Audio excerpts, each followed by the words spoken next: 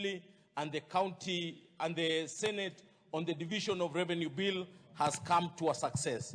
This is the first time historically that the money that is going to the county, the shareable revenue, hits a 400.18 billion Kenya shillings. This is the money that is going to assist us in our county governments.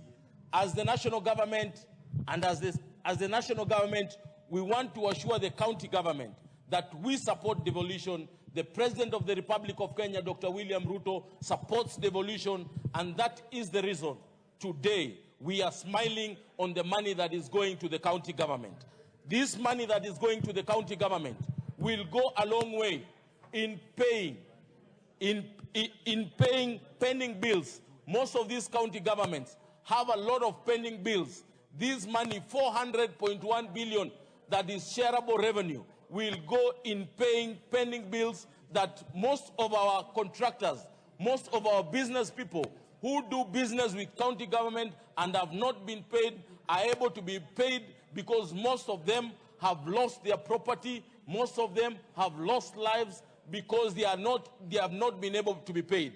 Number two, county government will now be able to pay the ECD teachers, will now be able to employ ECD teachers, and will now be able to build more classes for our ECD classes.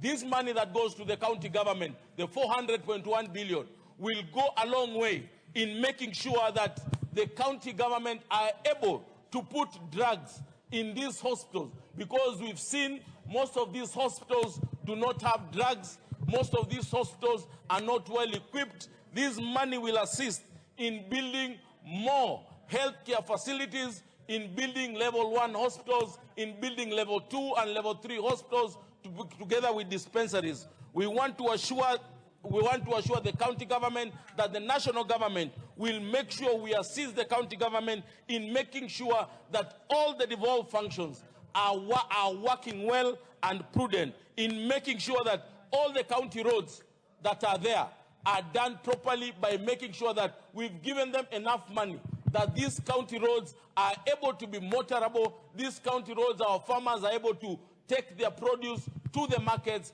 Our farmers are able to make sure that they use roads that are well motorable.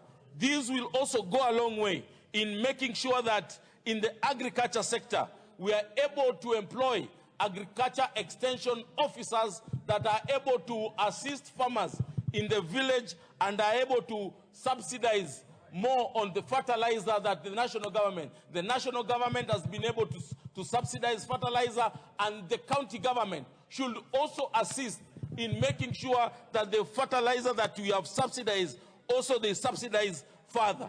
They are also making sure that the aggregation and industrial parks that we have started are going to work, and our farmers are going to be assisted, and our farmers are able to get value addition, because if we build these agriculture industrial parks, our farmers are able to get value addition on the products and the produce that they are producing. So I want to support this motion, and I want to thank the President of the Republic of Kenya, Dr. William Ruto, for making sure that he supports devolution, for making sure that the county government are able to get enough money to make sure that they are able to work efficiently and effectively. Mr. Speaker, I want to support this motion. Thank you, Mr. Speaker.